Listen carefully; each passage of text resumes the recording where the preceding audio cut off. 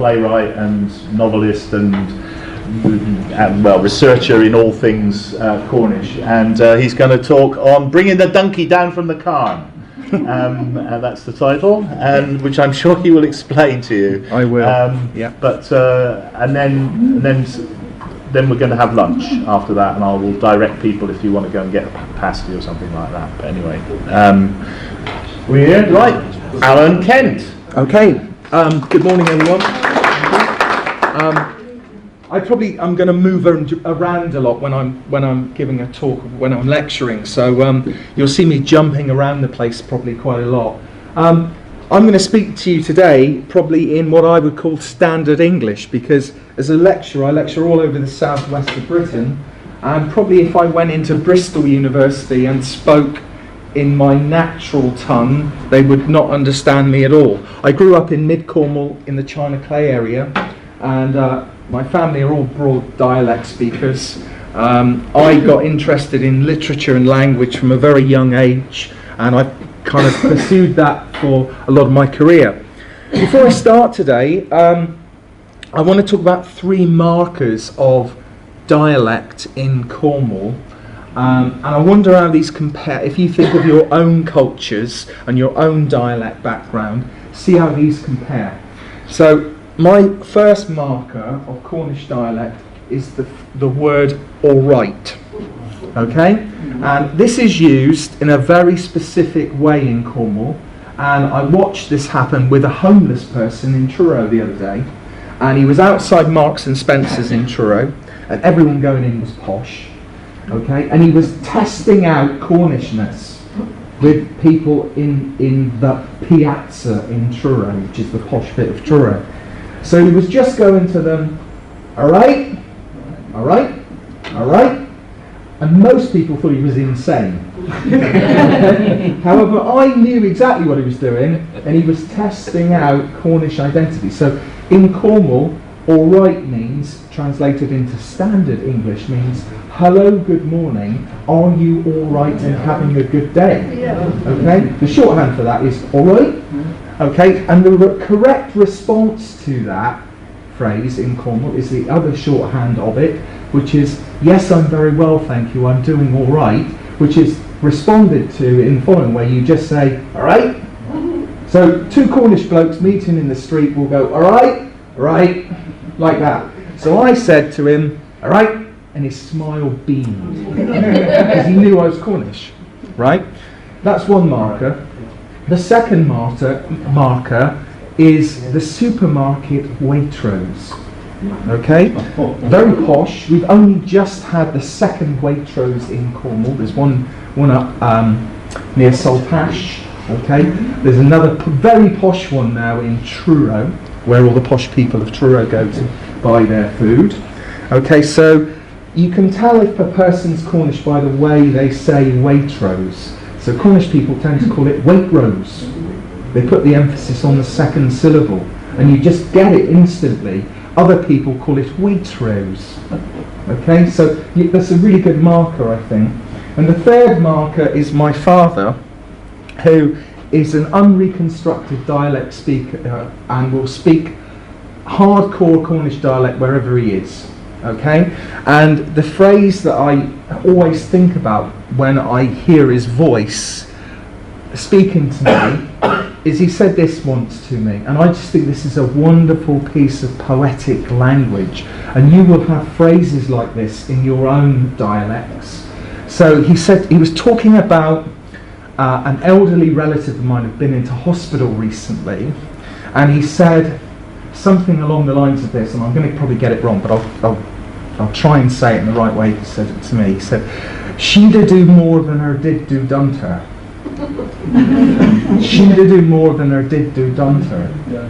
And I thought, oh my God, there's so much in that, just that little one phrase of language and poetry and rhythm and a whole culture that's embodied just in that one piece of language. So I always think about that phrase whenever I'm talking about dialect. I'm going to give you today, I'm calling my talk, Bringing the Donkey Down from the Cairn. And the reason I've called it that is because lots of Cornish dialect stories seem to involve donkeys. I don't know why, I don't know where that's come from, but many dialect writers seem to include a donkey within the story, and there's always a carn, and the story always begins with so-and-so, somebody is a tinner and he needed to go up to the up to the carn and bring back the donkey. Right? And that's how a dialect story often starts, so I called it that. But I'm going to cover a lot of issues to do with language and dialect within Cornwall. So just having an overview of this, I kind of think there are three language groups operating in Cornwall. So there's Cornish, Canoic, Anglo-English, Cornu English, which I call dialect. And you know, we all know what dialect is. We know when we speak about it. But some people are really thick about it, and I try and explain to them what it actually means. So I use that phrase Cornu English dialect to put that across. Some background for you. Lots of activists in Cornwall think that there was once a fully speaking Cornish Cornwall. So they kind of imagine a Cornwall that was fully independent and that everyone in Cornwall spoke Cornish. That was never the case, because Cornwall's always been actually a multilingual community. So in medieval Cornwall, for example, we had Cornish being spoken, Latin, we had Norman French, we had Breton, and at that point in time Breton and Cornish were very, very similar languages, and English. And we see the picture of this in some of the Cornish language literature that has survived, where people have a multilingual cultural state.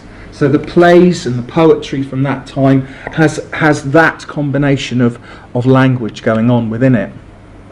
So a little bit about Cornish. Many people here will know about Cornish, but I thought those of you who don't know too much about it can have a look at this. It's a Brythonic Celtic language, similar to Welsh and Breton.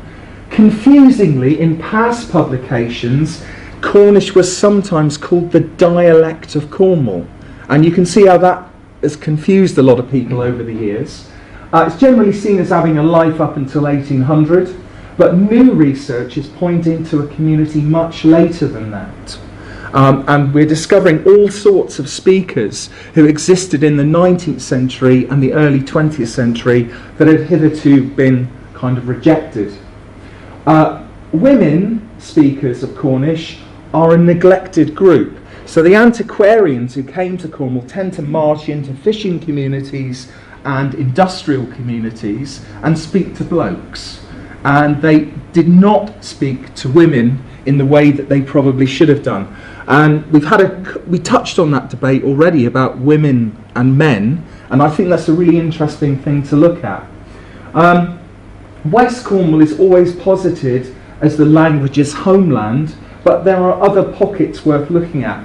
For example, the Lizard, and actually a pocket in Mid-Cornwall, Summercourt area as well is quite interesting. Cornish has been revived since 1877. That date's very specific because 1777 is the classic date in everyone's mind when a fish jouster called Dolly Pentreath, who some of you may have heard of, died in Mousehole. And she's often posited as the last famous Cornish speaker. Okay, if you go down to Mousehole, you can buy a tea towel with a picture of her on it. And really that was not the case at all. Dolly Pentreath is a mis-symbol. When Cornish was revived, a lot of the activists within Cornish were very sceptical of English dialect words, okay, which in fact had been derived from Cornish. And the revival as a whole, I would posit, has been quite sceptical of Cornu English dialect. And more of that in a moment. Cornish is now recognised by mass media, so you see a lot of it around. Kelly's Ice Cream produced an advert for mainstream Britain just using the Cornish language. It features in Poldark, you know. So Cornish is there, actually. Lots of money spent on it. Cornu English dialect not represented at all. Okay, no one funds it. There's no funding for it. Okay, so the next, there's some Cornish language yesterday. That's from a play called, sorry it's a bit fuzzy, the Ordinalia, which was written here in Penryn, just to give you a feel of what it looks like to be written. And then there's Anglo-Cornish, and I think this is the kind of standard way of writing in past and contemporary Cornwall. Usually integrates some material from dialect into the story. There are sometimes accusations of tokenism of dialect use. So there's a lot of debate about how particular writers use dialect in their stories and their telling, whether it's accurate, whether it's too Devonian, which is one of the criticisms that are often made. But it's difficult for Anglo-Cornish writers to break through writing unless they're looking at historical romance, which is Poldark, Jamaica Inn, all that sort of stuff, or fantasy, which is broadly King Arthur. Okay, so it's very difficult. Realist and postmodern writing in dialects is harder to achieve. So, how do we go about doing that? How do we alter the perception of dialect and crash the perceptions of Cornwall as this romantic place? Context here, it's one of the poorest regions in Europe. It's still a successful genre. This is my definition of Cornu English, sometimes just called dialect. Slightly confusing, it's a much stronger and linguistic and literary force. Language of the working classes. So 90% of Cornish people are using Cornu English dialect. A tiny percentage of Cornish people are using Cornish, and maybe want you to think that more people are using Cornish. But actually, most of them are using Cornu English. The Cornu English dialect has suffered from the nation-building interest in revived Cornish. So the idea here is that if Cornwall is to be a Celtic nation, it has to have a Celtic language. So language and nationality are fused together.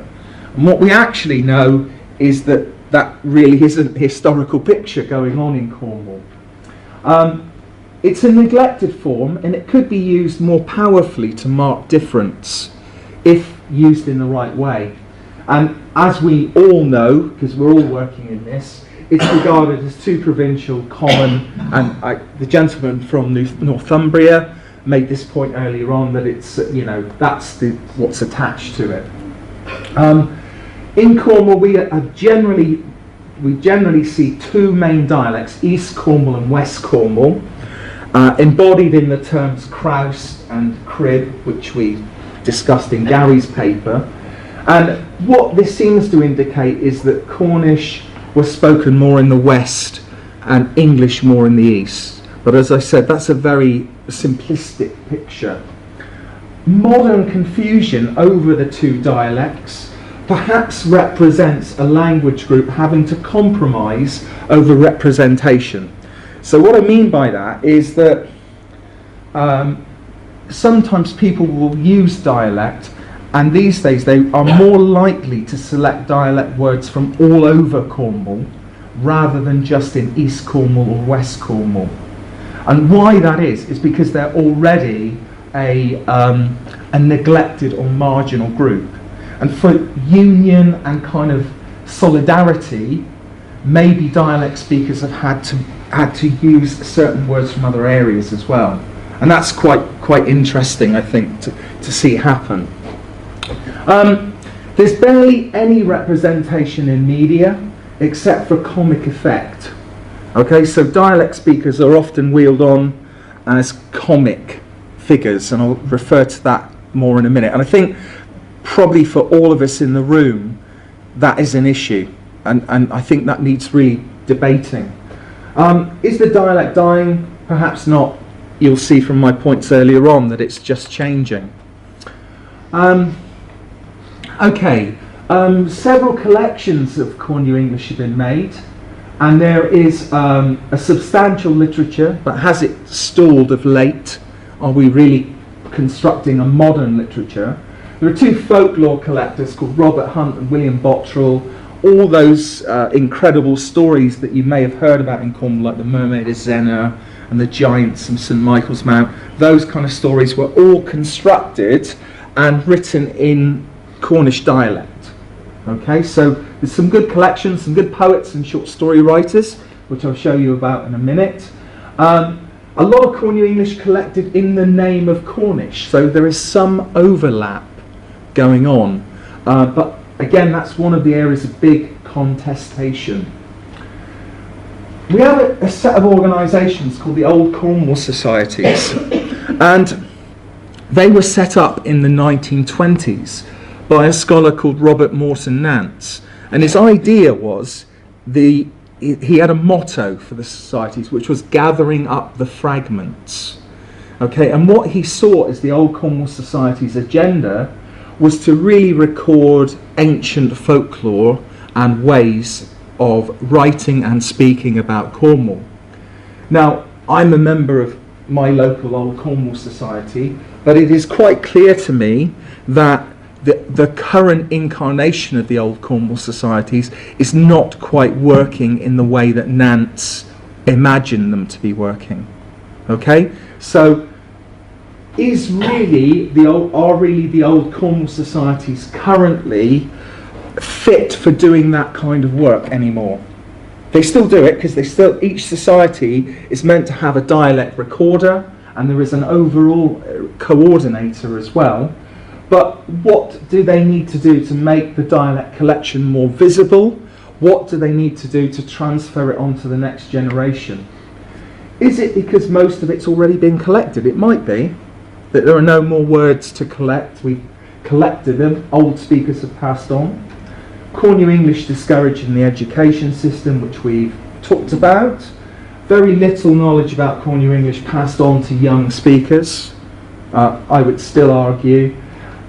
Disappointingly, a major study by the Institute of Cornish Studies made in the 1970s under the leadership of Charles Thomas is still not published. It's the most comprehensive dialect dictionary. I've seen it, I've held it in my hands, and it got to the proof stage of construction, but it's never actually been published. And that's a crying shame, okay, because we needed that book. I'm sorry about the quality of these, I couldn't get them any better. You will know these kind of postcards from your own cultures. It's where, for tourism purposes, dialect was used as a sort of comedic representation of a particular moment in time. And there are lots and lots of these that exist in Cornish culture. Are they helpful? Are they unhelpful? Perhaps they just represent a particular era of dialect studies. Cornu English in the modern era, it's still seen as quaint and old-fashioned, the realm of old people. That's, where dialect is. I don't think it is that, but it's still seen as being that. There have been dialect experts and performers. I might call them dialecticians, but they are people who are famous for giving dialect readings, and you may be some of those people in your own cultures. Okay, Ken Phillips came from Mid Cornwall. He's my sort of Jedi master of dialect studies. He was a very clever guy. Worked at Leicester University, but grew up in Roach in Mid Cornwall. Had a number of publications on Cornish dialect. Joy Stevenson, she's probably one of the most famous representatives of performing dialect in the modern era as well. They tended to be wheeled on for entertainment purposes.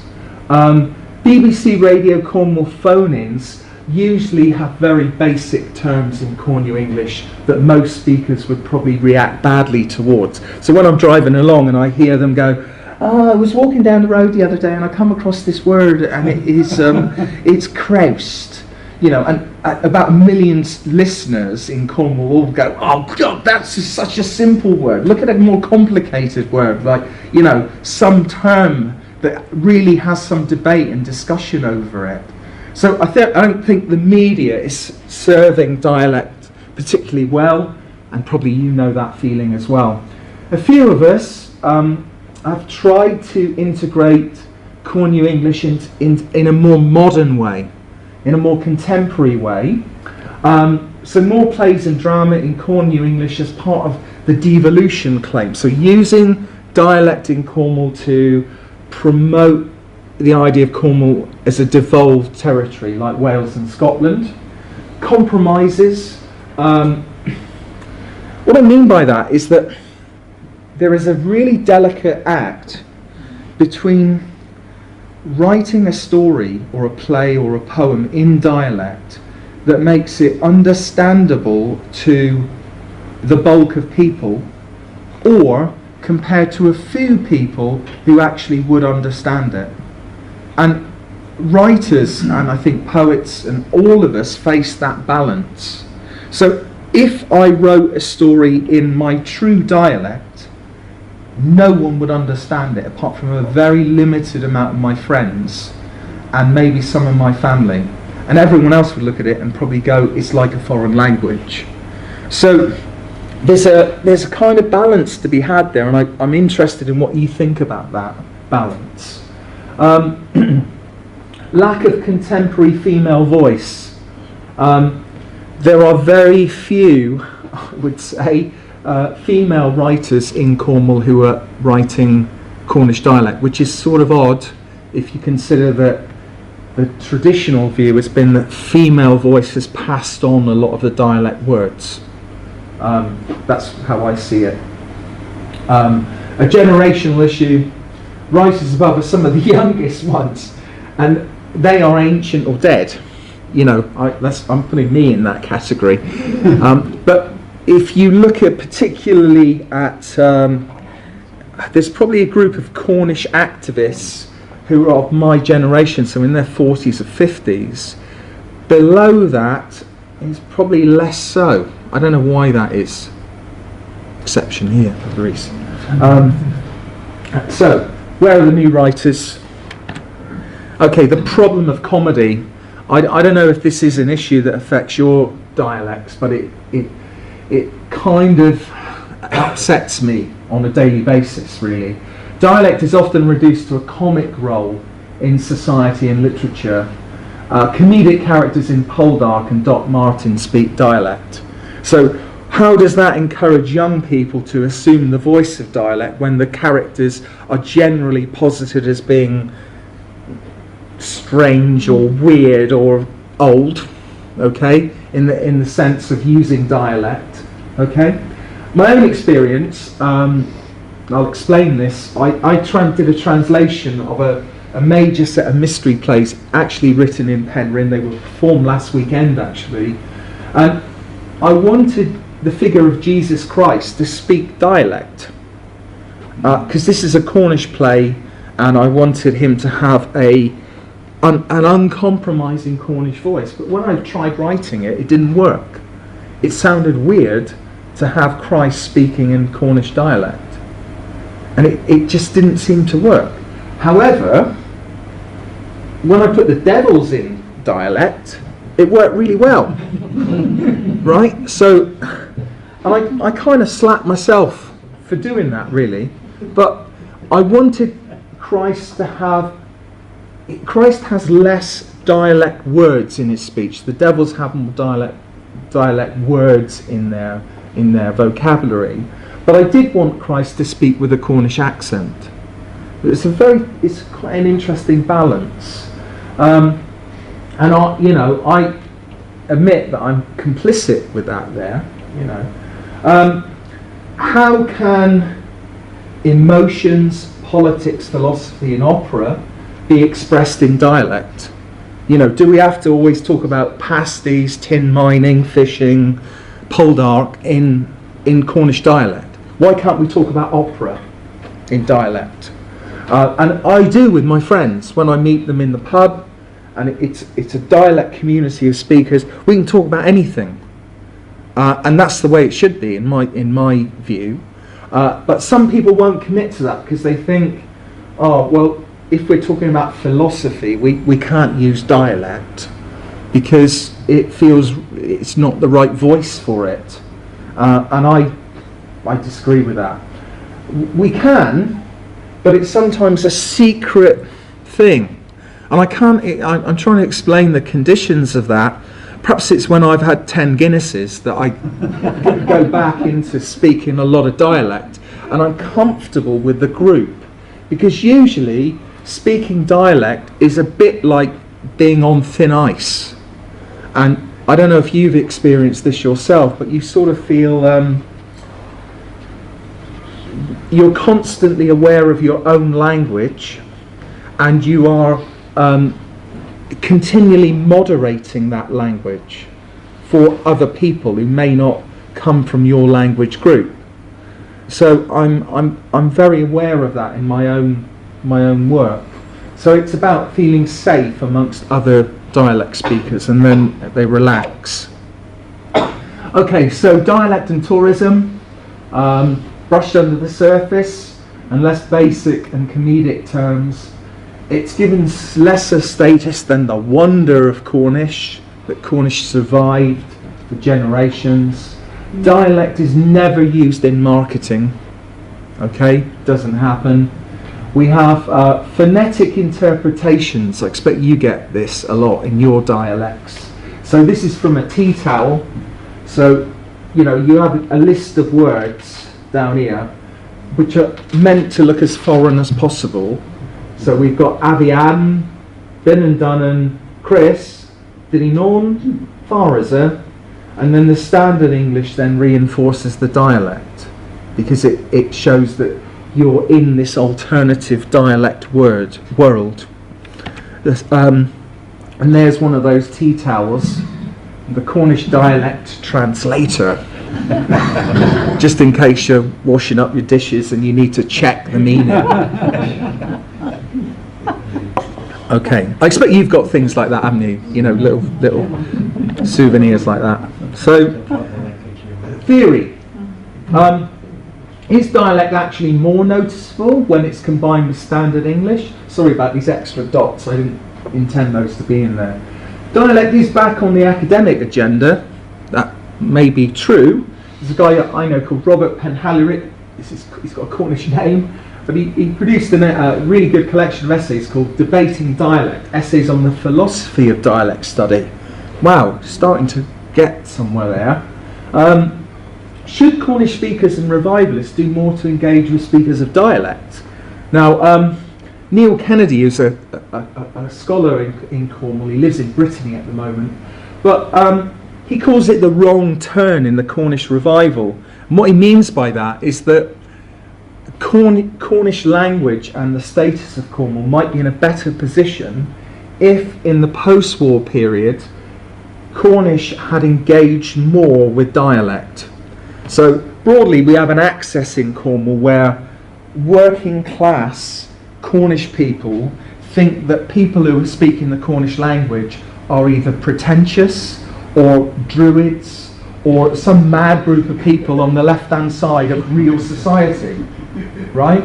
So Neil calls it the wrong turn, and what he suggests is that actually the revival of Cornish might have been more successful if the revival had engaged with dialect on a much larger scale and made more effort to show that dialect words are actually part of the Cornish language.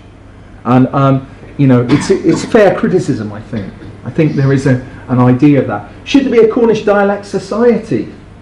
Is it Ali? Yeah. So there's a Lincolnshire Dialect Society. We don't have one in Cornwall. Why is that? That's odd to me. Are the old Cornwall societies doing enough to promote dialect for the under 40s? No, they're not. I don't think they are. Should dialect preservation be given more funding and money? A comparison here made to the vast amount of money given to Cornish. Maybe it should be. I don't know. So I'm going to give you now some samples of Cornu English literature over the years. You can read through that section. I don't perhaps need to go through all of that with you. Just have a look through if there's anything really significant there. For me, dialect, as you probably saw from before, it's not only about words, vocabulary, phraseology and accent. It's also about rhythm, and it's about the delivery. and I'll come back to that in a moment. We have this concept in Cornwall called the droll, and it comes from the Cornish language word darella, and it means a story, darella. And drolls are, you know, when they say, oh, that's proper droll, the way you've told that, it means it's comedic, it's probably told in a broad accent, and it's a good story. And we have a tradition of droll tellers in Cornwall as well, who were people who set themselves up as specific tellers of stories. Working in places like Australia and North America, there's also a big tradition of what are called Cousin Jack tales, and these are industrial narratives that have loads of dialect in them, and usually they have a message of safety. So they're always about older miners warning younger miners about how not to get killed underground.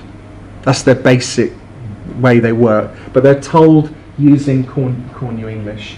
And also we see the fusion of Cornu English with other genres. I'll give you a really good example of this. There was a German stroke Cornish storyteller in the Upper Peninsula of Michigan, and I never met him, but his name was W. Axel Grice. Okay, that was his name, and he worked with Cornish miners, and the Cornish miners called him Axel Grease. Right, which I think is just fantastic, and it's just exactly the way in which dialect sort of operates. So interested in that. Back to an issue we looked at earlier on.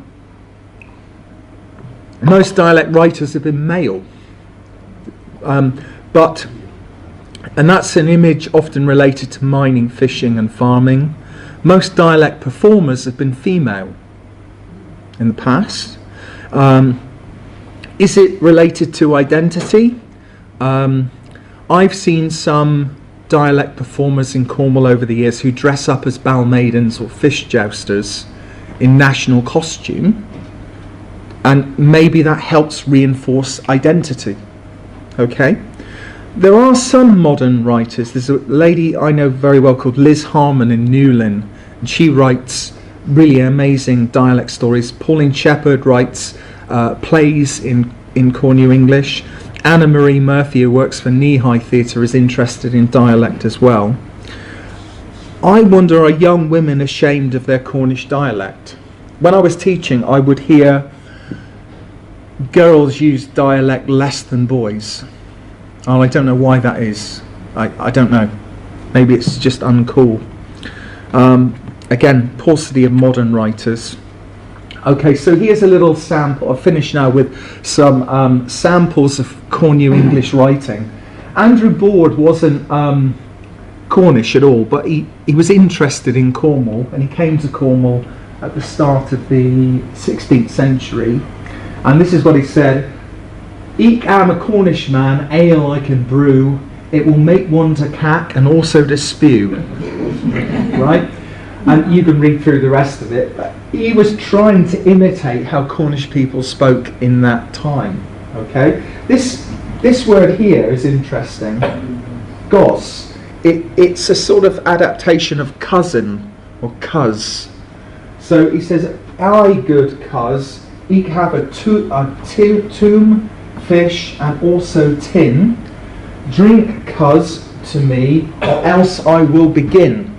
And I think because of when this was written, it was written probably about 1550. This was just after the 1497 rebellion in Cornwall, when the Cornish were famous for marching up to London and having a go at the monarchy at that time. And they failed a few times in doing it, but they kept trying. They still keep trying. But Andrew Board is documenting that period of time. The next writer is John Tabos Tregellis, and he wrote a poem that's a favourite of mine. It's called The St Agnes Bear Hunt. I don't know how many bears there are in St Agnes, but in the story, and you can read it yourself, a group of tin miners get the news that a bear has got loose in the parish of St Agnes, and they have to go after it with lots of mining implements. Okay, I feel sorry for the bear in that story, but that was the story. And it's a fairly typical example of the early 19th century way that Cornish dialect was represented. Hello, come on in. This is William Sandys, and a lot of I don't know if you've got this tradition as well, but a lot of the stories in Cornish dialect are about taking Cornish people up to London and seeing how they get on in London. And of course London is posh and everyone behaves weird, and in Cornwall there is a certain attitude, okay, which they then transfer onto London. Okay, so usually what happens is chaos results because of differences in language and discussion and so on, and then at the end of the story they of course make it back to Cornwall, and they've probably had a bit of fun in London, but they're happy to be back in Pendeen. That's the way those stories work and operate. Another example, Gary mentioned this chap earlier on, William Bentinck Forfar. And this is a very typical style of writing in Cornwall, a dialogue between two older women talking. And what they do is have a yap about what's going on in the local village. And there are hundreds of examples of this kind of writing that exists in the canon. And you can see that they use all sorts of dialect words. Shield is one that we've mentioned already, slap. What else have we got?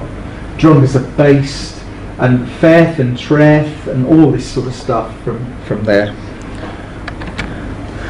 This is a mid-Cornwall writer called Jack Clemo. Became a very famous poet, but this is a fairly typical example later on of dialect from mid-Cornwall, and the way that that's structured, I think, is fairly accurate in the way it's depicted. You'll notice that I actually kind of realised this as I was putting this together, that in later writing, examples of obscure language drop out, and much more emphasis is put on the rhythmical qualities of the dialect work, which I think is interesting. And then this is Simon Parker, who's actually a journalist on the Western Morning News, and he wrote a story about the riots in Newlyn at the start of the 20th century, when fishermen from Peterborough come down to Newlyn, and they tried to fish the grounds that the Newlyn fishermen were using, and they weren't very happy about it, so they had a massive riot. And Simon again doesn't perhaps use as many dialect words. He does use linging and ellins, stanked, wax, scat, chacks. Well, perhaps he does use a lot, I don't know. But again, the rhythmical qualities of this are very, very interesting to me. I'll shut up now. Proper job. Thank you for listening. See you again.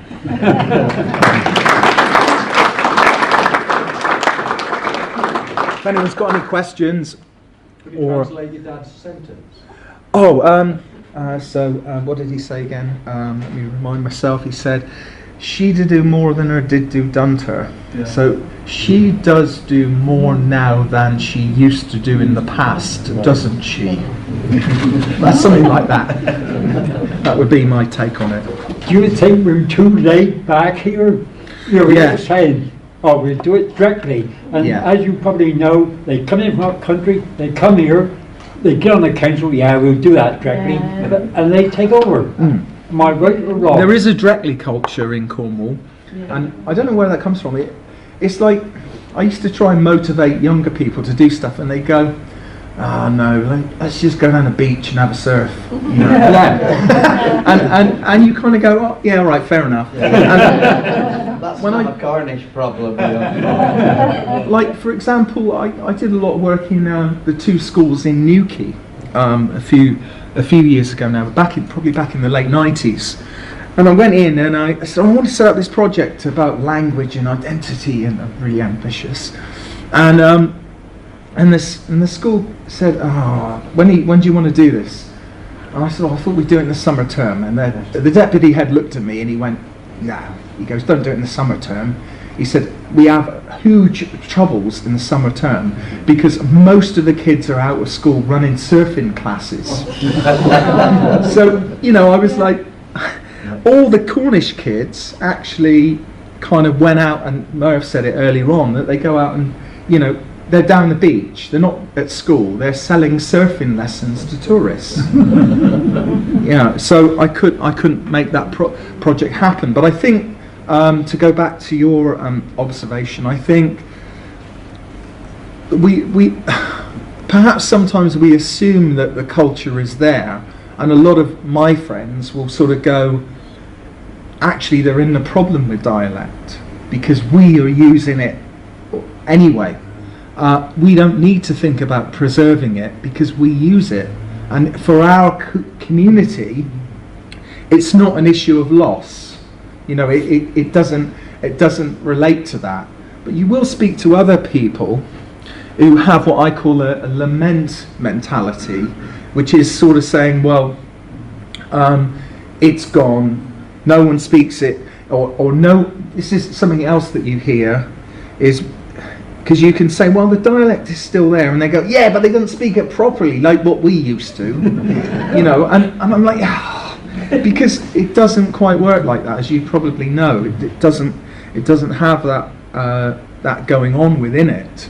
I mean, I understand their arguments, but I don't know if it actually works in that way. I mean, if you look at the history of dialect writing in Cornwall, back in 1800, people were complaining about dialect dying.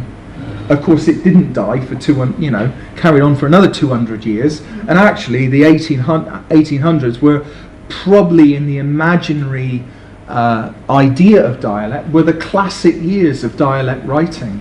When tin mines were operating, everyone went fishing, and that's the classic idea in Cornish people's heads of when Cornish people spoke dialect, and that's not quite right.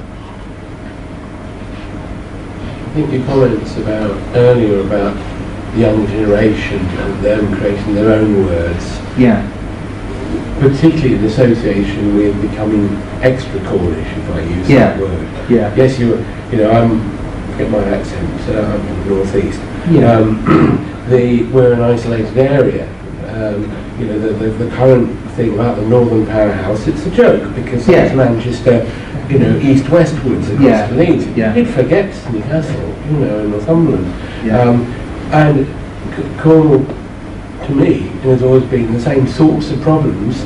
It relied on old-fashioned industries, and it was totally isolated by distance from the real centre of the UK, not just London, but the other core parts. And then we'll have that isolationist thing, and perhaps it's very encouraging if you think that there's a reaction from a younger generation who just want to emphasise where they came from. And what you're doing, it probably, your classes in the school won't just be about the dialect. The dialect words come from the social history. So it ties in so much about what was life like before, what do people remember, where they come from. That's a really interesting observation, and I don't necessarily think it comes from, you've picked up on already the fact that over the post-war period, Cornwall has certainly tried to work towards its a devolved status in a very overtly political way. You don't necessarily see that in the mass media, but it's certainly a phenomenon. But with younger people, I think they are actually less interested in the politics of it, or even maybe the linguistics of it. What I think they're doing is they're making a set of cultural connections that weren't there before. And those cultural connections have come actually from things like the very institution we're in at the moment, which is a university in Cornwall. And for example, 20 years ago, there was no university in Cornwall. So there was no ability for young people or postgraduate people to come back to Cornwall and work in this way. It's also come from the way Cornwall has operated as a centre for surfing and popular music. So what has happened there is that there's been a welding on of Cornish awareness onto things like pop music and surfing. And I know that sounds a very disparate kind of merging, but it's actually worked very, very well. So loads of young people I know will go to the Boardmasters Surf Festival and jump around to hip hop for a couple of days, but they'll be using lots of dialect and even Cornish language at those kind of events. So, you know, I think there's a cultural confidence in an area then instigates linguistic confidence. And I was talking to a gentleman earlier on today, if you put his hand up, we were talking about Germany. And I was saying that I'm not apologising for this, but if you're from the northeast, particularly, let's say Newcastle, Newcastle was a very underrepresented area in the media until perhaps the last 20 years, where you have characters like Ant and Dec and that guy who's from Blue Peter on the One Show, who have a very strong northeast English accent. Now, from our perspective, and I'm talking here on a broader southwest perspective, actually people in Cornwall, Devon, Somerset, Dorset feel they get massively underrepresented in the media. And maybe that's an issue that affects your area too, but I think you know, we know that it's all centred around London, but some pockets of dialect seem to get approval from mass media, whereas other dialects do not, you know. And I would say that definitely Cornwall's in the do not category, unless you are a farmer or a fisherman wheeled on to be that role. And I know that affects other areas as well. And I work across the wider southwest of Britain, and I would say that given all that I've said, actually Cornwall does quite well when you compare it maybe to Devon, particularly places like North Devon, which get no representation anywhere. Somerset, when was the last time you heard a Somerset accent on mainstream television? You don't, because they all sound like mad farmers. When was the last time you heard a Bristolian accent on television? And they sound even more like mad farmers. So you know, you sort of wonder about that, and how we can encourage better participation from those areas that are underrepresented. But I don't know how we do that. Fine. Shall I shut up? No. But I mean, basically.